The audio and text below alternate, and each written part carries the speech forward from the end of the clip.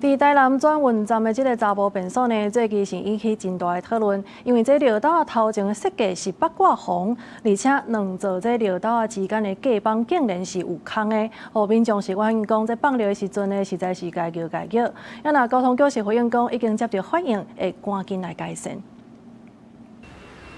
今日去台南轉運站的查埔便所，這款繞道的隔板設計真輕薄，頭前叫八卦紅造型來做裝置藝術創作，創意十足。不過，若視線往下邊詳細看，這繞道中央大旗的台南 logo 竟然是銅光的，雖然是藝術裝置，不過對部分男性使用者來講，溫素保足，哪像讓人看現現，民眾反映有寡沒關係。現在是有擋板，至少有比較有隱私一點點，但是還是有一些漏洞。台南還是有很多地方是沒有擋板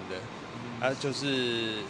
尿急的時候還是要上。我覺得這設計真的有點奇怪啦，那個隔板還是鏤空的，就覺得